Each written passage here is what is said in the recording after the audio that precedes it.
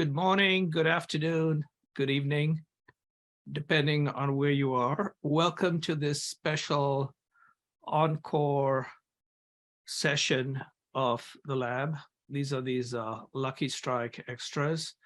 And today we have one of our very own presenting or sharing some thoughts. Some of you may know her if you'll work in EMEA.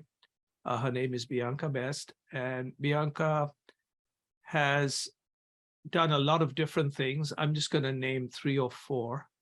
One is Bianca is the Chief Digital Officer for Publicis in the EMEA. She also happens to be a coach. She also happens to be an author. She also has 4 kids that she brings up. And in between, she goes skiing all the time, the best I can tell. So she's probably a reflection and an indication of the conversation that she's going to lead us through. And that is basically the best way I could think about it is all of us have our own fingers on the remote controls of our lives, so that the remote controls of our lives are not controlled by other people, but we can control it ourselves.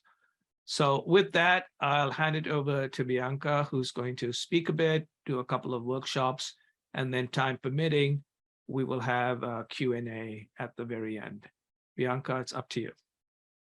Thank you so much, Rushad, and hello everybody. I am super excited to be here, and thank you so much for the privilege of your time today. I know that it is not easy to make time in our busy lives, so thank you for joining us. And as Rushad says, yes, I am Chief Digital Officer, but so much more than that. I'm a real advocate for graceful productivity and powerful decision making, and I spend my free time researching how we can contribute to the best of our ability, what motivates us, and how we can find purpose and passion in our lives. And really what I want to share today are ways that we can avoid burnout through personal accountability, because I just fundamentally believe that actually making impact doesn't need to be a struggle, and we've all got the ability and the right to flourish in all aspects of our lives. So today we're going to take a look at the power of human energy and flow time versus chronological time, so that ultimately we can start building out bespoke action plans that are based on your own unique bio-individuality. I'd love us to have fun over the next hour. It's not a lot of time, so we've got to make sure it's impactful. But ultimately, the objective for me is to make sure that in 1 hour, you feel energized to decide to commit to expanding into your greatest potential. And I hope that feels exciting as a provocation and an opportunity. Ultimately, this is a moment where we can start taking more accountability for who you are and what it is that you want to feel and why, and ultimately where it is that you're going. So it's really about giving you that opportunity to expand your mind and expand into fulfillment. So I'm very excited about the next hour and all that it holds. In terms of a little bit of housekeeping, I'd love for everybody to be fully present, because this is a gift to step away from the maelstrom of our daily lives, the daily work tasks. So try and put your phones away, be present, and just relish this time together. I'd also like to ask that you do have a journal to hand or a notepad, because I'm going to be asking you to do some reflections. We're going to do a little bit of work together. And I'll also be giving you ideas of areas that you can contemplate when we finish this session today, beyond today. And something I always do as a little grounding exercise for myself before I step into some meaningful work is I light a candle. So if any of you are in a safe space and have a candle, then I recommend that you do that. And just get your feet on the ground before we begin, and just put your feet flat on the ground and just take some slow, deep breath. and just really take a moment to center yourself and lean into the gift that is the next hour that we have together. So the agenda that we're going to run through today is I'm going to give a little hello around my story, go into a little bit more detail about who I am and why I'm here. And then we're going to start to understand what bio-individuality actually means and why it's special, but why we need to be very, very cognizant of it. Then we're going to look at those three important areas of life: energy, time, and intentionality, and then conclude around why decisions and decision-making is so powerful. There are going to be two sections today where we're going to pause and we're going to do some exercises, because like I say, I really want you to expand in the next hour. So we're going to have parts of the exercises where we sit down and we just reflect, and then we're going to get into pairs where you can talk about the revelations, the learnings that you've just gleaned, and then just work out what commitments that you're going to make based on those revelations. But also, like I say, I'll be suggesting other things that you can reflect on in your own time beyond today. So who am I? Why am I here? Well, I'm going to tell you the story of me, and it's a tale of having followed my heart and had a lot of fun, of constantly growing and learning and expanding. But also my tale is definitely a cautionary tale of compromise and self-sacrifice. And really that's why I'm here talking about flourishing and why I care so much about being in this space of well-being and avoiding burnout, because it hasn't been easy and I have made compromises. And so I want you to learn from the mistakes that I have made. And while I tell my story, I'd really love you to listen through the lens of when you hear powerful decision-making that I've undertaken and how that has created energy and momentum, because then you can start to really recognize potential parallels in your life, and thus moving forward, how you can get energy from decision-making. So I'm going to start with the story of the business that I built starting back in 2004. So I'm going to take you back, 28-year-old me, sitting in bed in my pajamas, feeding my newborn baby girl, whilst my toddler son is running around in his nappy next to me, and the house is in chaos, I'm in chaos. I suddenly realize it's my 10-year anniversary with my then husband, and I'm in no fit state to go out to the shops. And so I've got to get creative. What am I going to get him to celebrate this anniversary?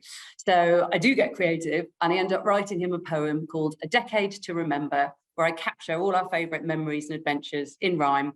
I then find an A4 frame at home, get loads of pictures, arrange it around this poem. There's his lovely romantic gift, which he's very grateful for when he gets home from work. Now that is hanging in our hallway, and everyone that comes to visit us over the next few weeks and months to say hi to the baby sees it and says, oh, where can I get one of those? So I have a little light bulb moment that, oh, I wonder if that's a marketable commodity.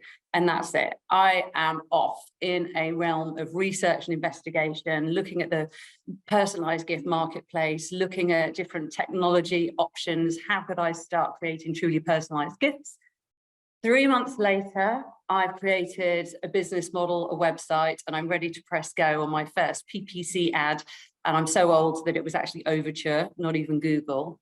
And so I set the ad live. Within 20 minutes, I've sold my first product. And that rush of £110 worth of sale, having worked through just my idea, my concept, was so incredibly exhilarating. So I'm off. The business then just starts growing and growing and growing. By the end of that year, I'm running a fully fledged personalized gift manufacturing business from my home. I've got customer service in the playroom. I'm now employing local pensioners, school mums, anybody that wants to just work part-time and just help me on this journey. I've got a large format printer up in the nursery. I've got a whole production area in the garage, and just business is booming. Everything accelerates, and I have an incredible few years really building the business into an omnichannel enterprise. Eventually, I have concessions in Debenhams, I have retail outlets. I had a corner of the This Morning studio. Anyone in the UK will know This Morning's ITV morning programme. and just business was booming. It was just such an exciting time. And I was really learning a lot about myself. I was doing all of this with the babes on my arms. I was going to big production units with my double buggy and saying, please believe in me, work with me, be my contractor. And just, I was making things happen. So I learned so much about the right energy and attention and how you can create anything you want. So exhilarating ride, then found out I was pregnant again. This time it was twins. So I took this as a sign from the universe that it was time to slow down on work, and 4 kids under 7 and a business was just too much. So, and I didn't want that. I recognized that we're all going to work into our 70s or 80s, and actually this pocket of time to just focus on family is tiny and precious. So I made a conscious decision to sell the business, focus on family. And actually, it was just one of the most beautiful periods of my life. It was chaotic. The floor was always covered in cornflakes, and I wasn't necessarily showered every day, but we were so happy and it was so purposeful. And it was just a wonderful decision that I certainly am very grateful that I made. Fast forward a few more years, and I ended up joining a little local PPC agency called Jellyfish, who wanted someone to come and help with some client service. I said I'd do it for 3 months, and I ended up staying for 2 years. It was exhilarating. Suddenly I'm in the agency world, I'm in digital marketing, and I'm with brilliant buzzy brains, growing and growing every day. So it was wonderful, exhilarating. I then got headhunted to come up to Dentsu. Now, I'd never worked in a corporate environment before, so this was a big, big step for me. And I was a fish out of water. It was quite terrifying, intimidating, and nerve-wracking, but I just pushed on, believing that I had to deliver and keep everyone happy. And I delivered and did my job. I eventually moved to WPP, and now here I am at Publicis, which I have to say is my favorite of all the holdcos. So on paper, on the surface, it looks like I've had this fabulous career and what a wonderful ride and journey. And yes, I've learned a lot, but it's not all rosy, because I have undulated with very chronic, severe burnout consistently. When I was running the bespoke gift company, I wouldn't have any childcare. I was trying to be perfect and just work myself into the ground. I was hospitalized with immune collapse repeatedly. Then when I was at Dentsu, this continued again, because I was pushing myself beyond my limits and very, very stressed, but not recognizing that I was in the wrong environment for me. So really my epiphany came when I was at Dentsu, and I'd had another bout of burnout. And when you're in a corporate environment and you're off for 2 weeks because your version of flu is a lot worse than anyone else's, actually questions start getting asked. And I really started to understand actually what's going on here. And the more I delved into my upset, my distress, the fact that I couldn't cope with the stress was actually because I wasn't honoring my values, and there was absolute conflict with the way the business is run and who I am. And so I suddenly had this epiphany that actually there's nothing wrong with them, there's nothing wrong with me, but I have to step into taking ownership of being in the right environment and doing work and working with people that make me thrive and flourish. So I stepped into this place of absolute consciousness, and then proactively started moving my career around and became happy and zingy again.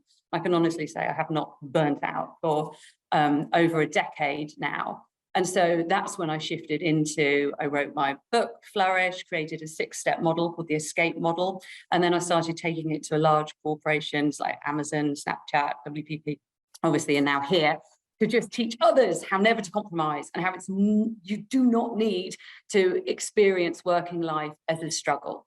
So what I'm going to talk about today is some of the key elements that comprise part of this.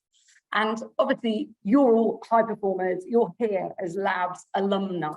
So you're people that are motivated to contribute, and you're well aware of the fact that growth and impact come when we step out of our comfort zones. So we understand and respect that already, but actually we need to learn how to seize that desire for growth and how to do it healthily, because we certainly don't learn this at school, and it's so damn important.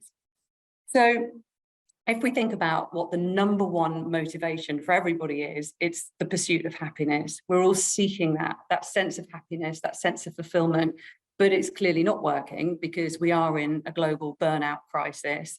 And the predictions are that this year alone in the UK, 1 in 4 Brits will be off sick with burnout. So we're certainly not finding that balance, and we're not finding that happiness. And ultimately, it comes down to what can we control? There are always going to be external circumstances that are beyond our control, whether it's the economic volatility, the pace of technology accelerating change, or whether it's more intimate impact closer to us like death or divorce. There are going to be stressors that impact our lives that we cannot control, but what we can control are those intrinsic decisions that we make, the intrinsic values that we own, and the decisions that we make around how we spend our time, how we enable our energy to rise or drain, and how intentional we are with our day-to-day lives. And so it's just understanding that the decisions we make around time and energy are what ultimately enable us to feel fulfilled. So let's understand bioindividuality. We are all unique, and our diversity is beautiful, and it was what makes life so interesting. If we think about our physicality, each one of our bodies reacts to stimulus very, very differently. I can have a coffee and I will sit here and just shake like a leaf, whereas you might be able to have neat espressos just before bed and go straight to sleep. Mentally, we're also different because we come with belief systems that have evolved from our childhoods and continue to evolve. We've got neural pathways and experiences that tell us the world is a certain way, and our lens and our perspective is such, it's so unique to us. But we know that through neuroplasticity, this is constantly changing and evolving. And that's where I get excited about the opportunities that we have to very consciously change perspectives and change mindsets. If we think about our emotions, we all react so differently to different situations, to different people. Something that might send me into a panic attack might be something that it doesn't even raise your heartbeat. Some people that will incredibly irritate you might be people that I gravitate towards. We all are very different and unique emotionally. And then spiritually, people are devout believers and follow a religion. Others have a more ethereal trust in a power greater than ourselves. And some people just think that's absolute nonsense. Take it further into environments. Some people are stimulated by the city. Some people absolutely wither in a city and need the countryside. How we work. Some people have a propensity for being analytical, others creative. Passions, talents, they're all so unique. But it's up to us to really own that uniqueness and identify what it is and know that it's okay that there isn't homogeneity. And actually, that's a great thing. And so lean into our individuality, but know how to hone it so that we can survive and thrive in the modern world. So I've got one chart in here, which is this Yerkes and Dodson scale. And this was a scale that was created in the 1970s. And it's a stress productivity curve because there's a fine line between that stimulating stress that trips us into peak performance, where actually we're doing our best work, we're feeling fantastic, we're very focused and motivated, to when you can accidentally trip into a very dangerous decline of being absolutely exhausted and the work just being too frenetic and too unhealthy. And it's up to us to understand our own bio-individuality, because that is how we build our reaction to stress, our tolerance for stress, our resilience to stress. When we understand who we are and how we function and what we can cope with, we can better keep ourselves in that optimal peak performance and avoid the dangerous slide. But it is up to us to manage our stress load and manage ourselves to avoid burnout. And all of this starts with self-awareness. And if you just really think about the fact that to become burnout resilient, actually, you've got to be self-aware. You are all creative and resourceful and whole. And that is it. That's a fact. But too many people are just stuck and don't know how, or don't believe that they can progress and expand out of certain situations. And so you've got to think about yourself as that whole person, about who you are and what do you want to feel and which environments do you actually flourish. Do you have a growth mindset, or are you quite rigid? And how would life be if you actually expanded your perspective? Do you have imposter syndrome, and is that actually keeping you small? I mean, when I think back to my experience when I joined Dentsu, I was so out of my depth. I cut a fringe and started wearing flat shoes, which is not me, but I was all just, oh God, how do I make myself fit in? And that was not healthy, but I wasn't aware that I was playing differently just to survive. So we need to make sure that we're actually aware, constantly aware of actually what we're doing. Do we know what our strengths are? Our weaknesses are? Are we actually hiring for our weaknesses and making sure that we are playing to our strengths in our daily work? And there's a lovely new form of psychology called ecological psychology that is all about different environments stimulating different moods and different modes, so you can work better on different types of work in different types of environments. So I would work at home if I want to write. I write a weekly blog. I like to be at home in my study, all cozy with my dog and a candle, and that's my optimal work environment for that type of work. So think about how you work, where you work best, and what grounds you. That's so important as well, to step out of the whirlwind. Is it meditation? Is it just stroking your dog? What is it that actually helps you ground and center yourself? Because it's so important to make the time for that. I use journaling, and sometimes literally in the middle of the day, if I'm feeling so overwhelmed with demands, I will just go and sit outside on a bench and just write. I just have to find those few minutes to bring myself back into myself, to just calm myself so I can be productive and of service to everyone else again. So I'd love for you to just take a note in your journals about deciding to commit to self-awareness and what that could look like for you. Is it mindfulness? Is it meditation? Is it a journal? But just have a think about how you can bring self-awareness into your daily life. Okay, so now let's talk about energy. Energy impacts absolutely everything, but it's not just how we feel and if we can get out of bed in the morning. It's that whole kind of, have you got low vibes or high vibes? And that impacts how people respond to us. Our energy levels impact our ability to work, to learn, to have impact, and our career progression. And we're all seeking more energy constantly. But I really believe that quite often we're looking in the wrong places, and we're constantly striving for a solution instead of actually thriving by just going within and honoring our natural energy rhythms.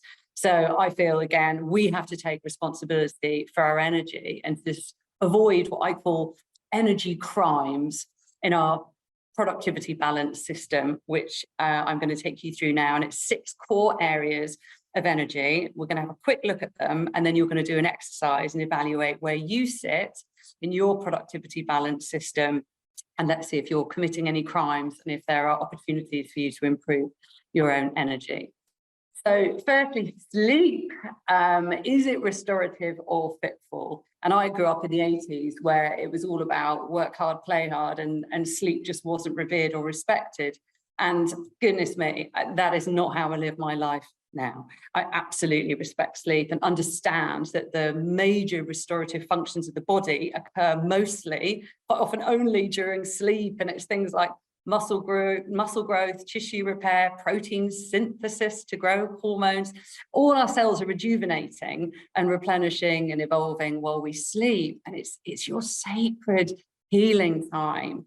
So it's so important to actually make your bedroom a haven, put all those good habits in to just not deregulate your hormone levels, and just try and give yourself the optimal opportunity to sleep. And there's some ideas on this slide. Now, diet. Obviously, this has to be tailored to you, your body, your taste, your preferences. But there are some fundamentals that are always true, that lowering the volume of refined and processed foods naturally is optimal, so that your body gets into homeostasis, back to that pure, beautiful state that you were born in without toxicity. Try to always crowd out the bad stuff by focusing on nutrient-dense food. Always be aware of that link between the gut and the mind that's quite heavily documented now. But if you look after your gut microbiome, then generally you'll be healthy, you'll have good immune function. It's super important. Just respect that. Loads of water all the time. And also, this is an interesting one, just really understand your hunger. What is your hunger stemming from? Is it an emotional craving? Is it a nutritional deficiency? Do you need more energy? Actually, what is it? So always try and ask yourself before you just grab for the next snack, actually, where's this hunger coming from and how can I best satisfy it? And trust your intuition. I will often stand in front of the fridge and just think, what do I actually need? And quite often it's an apple or a carrot, not a chocolate veg. So fake energy is something that bothers me so much, especially with my 4 kids, because we're almost taught to just zone out of our natural energy rhythms in such an unhealthy way, mainly because of caffeinated drinks, but alcohol, also drugs. And so we lose touch with the fact that we're tired and we need a rest. And instead we just grab, or my son drinks those monster energy drinks. Or I've certainly in the past been shattered, but I will go and have a Prosecco after work and just fake energy the whole time. You have a cold and you're sold the idea of taking medication that's a blend of paracetamol and caffeine. So we're constantly stimulating ourselves and actually avoiding a natural rhythm that would actually be healthier, and we'd be better able to maintain a productivity in life if we weren't relying on fake energy. So it's just something to be really aware of. And then relaxation is so interesting for high performers, because can you relax or do you collapse? And quite often in the frenetic pace of delivering work and meeting family demands, we actually lose touch and don't know how to relax. So as you start to become more self-aware, be aware of the people, the things, the places that actually do enable you to relax. And think about, what did you do as a kid? What relaxed you as a kid? Do you do that now? Is there any way you could bring that back into your life? And please do this as a private reflection this evening or over the weekend, of just actually, what could you do to bring healthy relaxation back into your life? And then extreme productivity. This is so important that we become aware and conscious, and we might need help to actually identify when we're in extreme productivity, because we can't see it. We can't see that desire to get fit has become frenetic and unhealthy because we're in the gym 7 days a week and we're pushing too far. We just have a tendency today to overdo and overthink. And that leads to energy imbalance. So it's very important to just assess if your productivity is just flowful or if it's frantic. So try and get feedback from others if you can't identify it yourself. And just think about actually what could you drop, delegate or delete, and just work out where you can create space so that you can focus on the productivity that actually matters and plays to your strengths. And redefine what having it all means to you, if there is such a thing. What does that look like? Where do you want to be spending your time? Where do you want to be productive? And then finally, emotional stress. I mean, the impact of emotional stress, we all know how that suffering with emotional stress just takes its toll on our bodies, on our minds, and our souls. And it starts to really weaken our immune system. And this is where we can trip into burnout very, very quickly and dangerously. So there are different ways that we can manage emotional stress, certainly if it's extrinsic and there's not a lot we can do about it.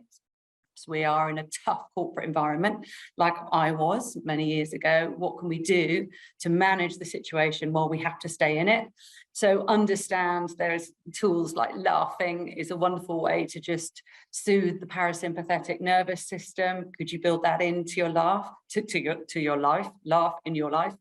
And then what actions could you take to get yourself out of that emotionally stressful situation if you can? Could you just change mindset, perspective? What can you do to manage it? And if you haven't read The Power of Now by Eckhart Tolle, I recommend that you do, because it's a good little life Bible. Okay, so we're now going to step into our first exercise, and the whole exercise is 10 minutes. I'm going to ask you to get your notepads and on the left-hand side, write each of those 6 items in a list. So the sleep, diet, fake energy, etc. And then I'd like you to contemplate where you sit on your own energy scale within each one of these different categories, the productivity balance system. Where do you sit? So 1 is, actually, this really isn't working for me. 5 is, it's fantastic. So sleep, number 1 would be, I'm really not sleeping, I'm an insomniac, I'm just constantly relying on sleeping tablets. 5 would be, I sleep amazingly, 8 hours a night and my life feels great. So spend 5 minutes working through this exercise, and then we're going to put you into pairs after 5 minutes, where you're going to discuss your revelations and your findings with your partner. And then I'd like you to use that time to then commit to some habits you can change, or some actions you can take, some decisions that you can make that get you shifting more towards that high zingy number 5 for the majority of these items. So we're going to play a little bit of music while you have your reflective time. So go.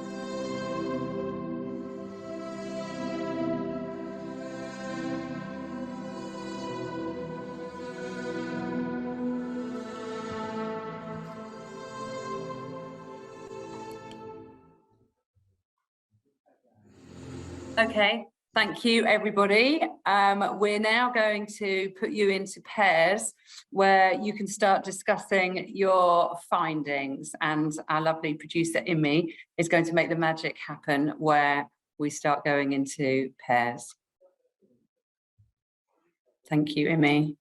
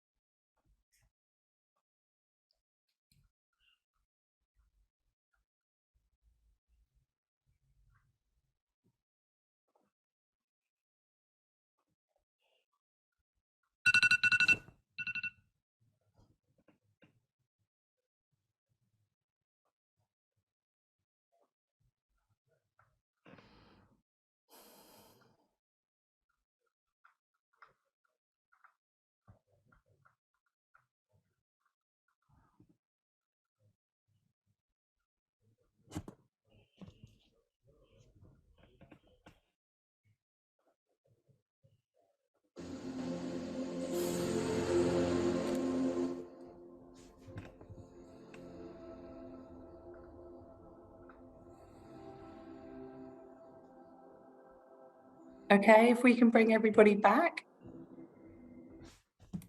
Should we bring them back? Yeah, definitely.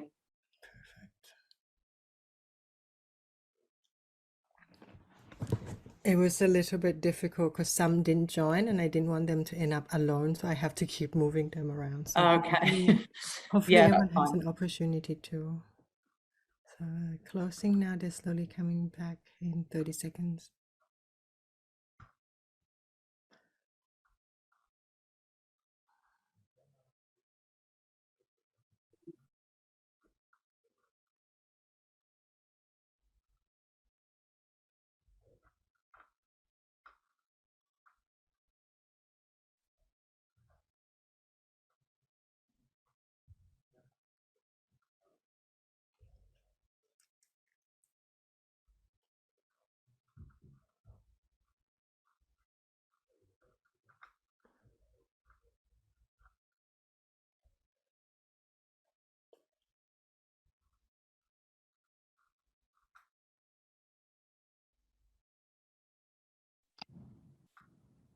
I don't know if you find the same, but.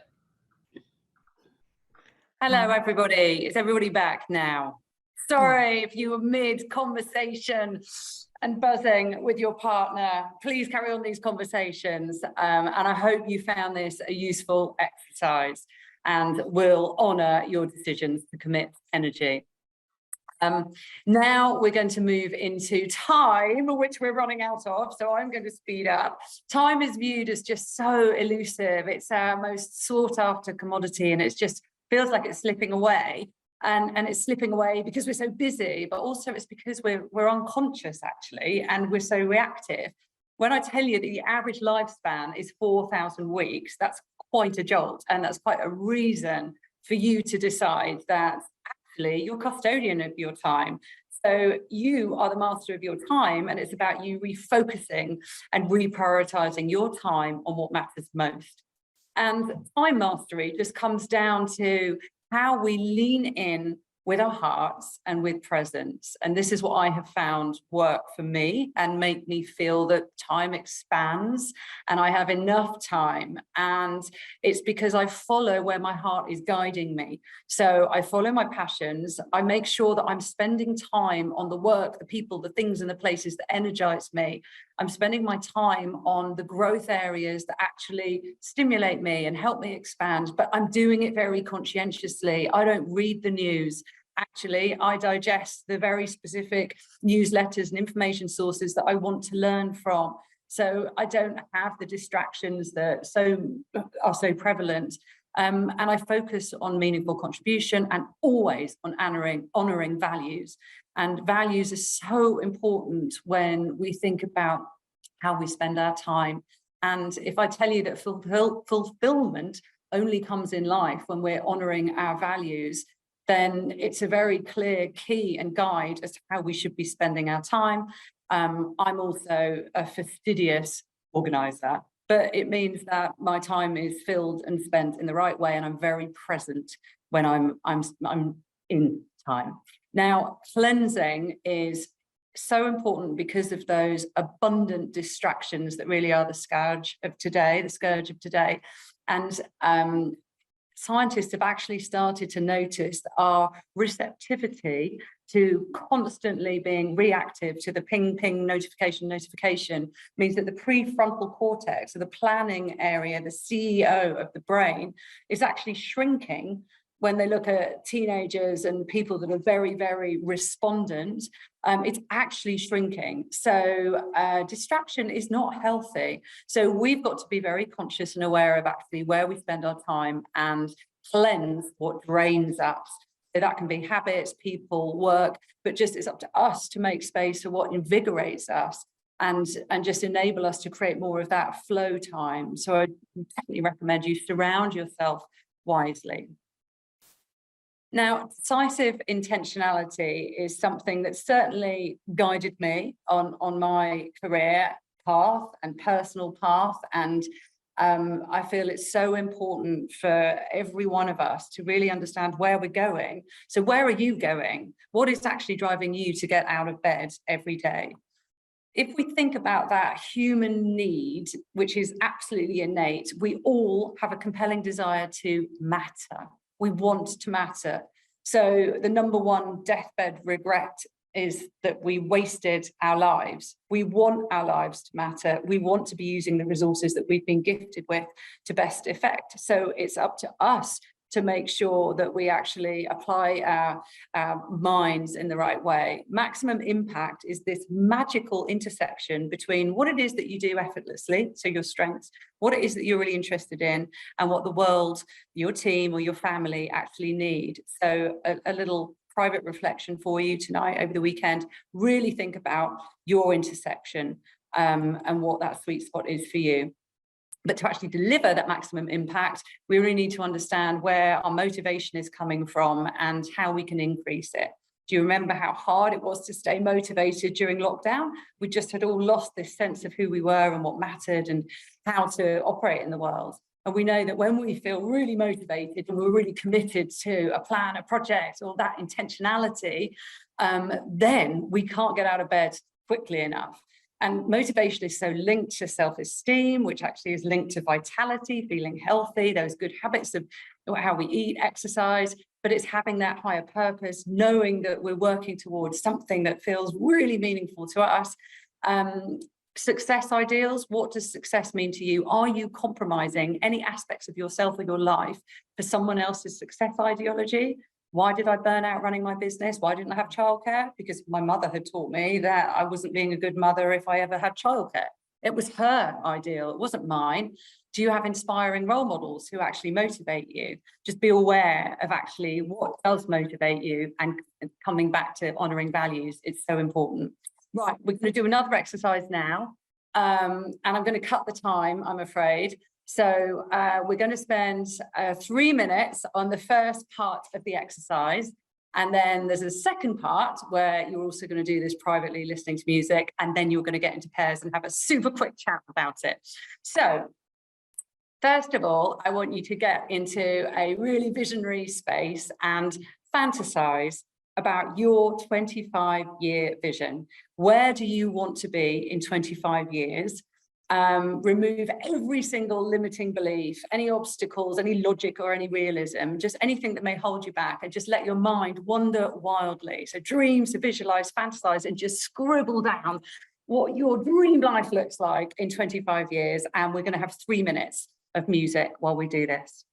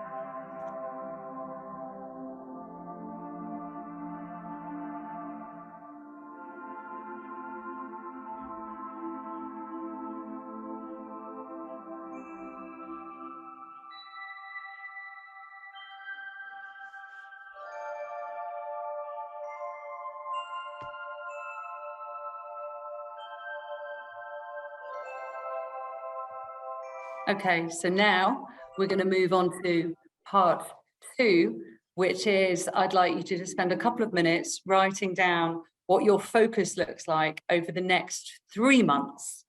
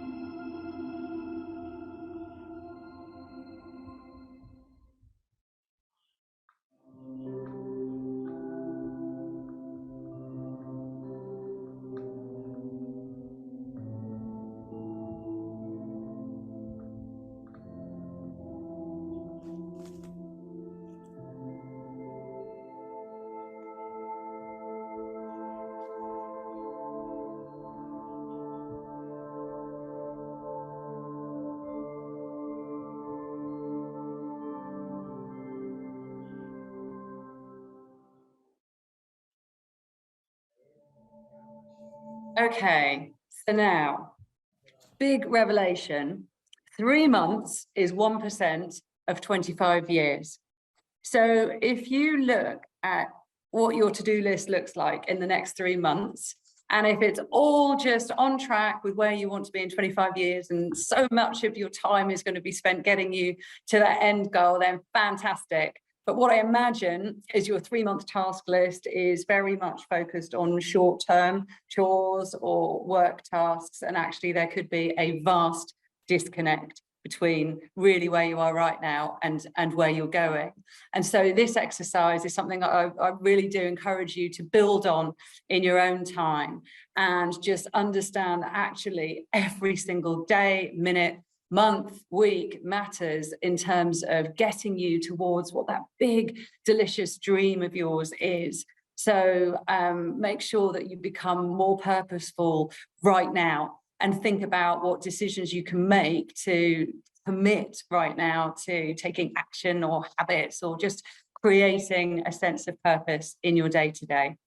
And I want to hear from you how that's gone. I'm going to finish now, and then I'll just got a couple more slides, and then we can get into hearing from you how that exercise helped you or revealed various aspects to you. So hopefully over this past hour, which has gone incredibly fast, we've covered so many different topics, but from energy, time and intentionality, I hope that you are feeling inspired to take action and a little bit more aware, but also a little bit more excited about the gift of accountability that you have, which can self-direct and self-propel you towards a place where you've got more time and energy and you feel more intentional, and your schedule starts to reflect more of who you are and where you're going, and so that you can grow into having more energy more of the time.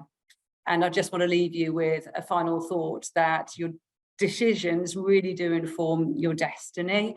And it's quite interesting that when you do step into a firm decision, it does release this energy in our personalities that's very invigorating. So just know that once you make a decision, commit to it, and then just feel that surge of energy. And thank you so much for your time, and please just keep in touch. I love the fact that we all work together. I want to continue working together and continue conversations with you. Please follow me on LinkedIn. I publish a weekly newsletter, Flourish O'Clock, and I would love you to subscribe, and just keep in touch. I keep stores of my book Flourish here in Television Centre in London, so if you're in this building ever, come and find me and I can give you a copy of my book.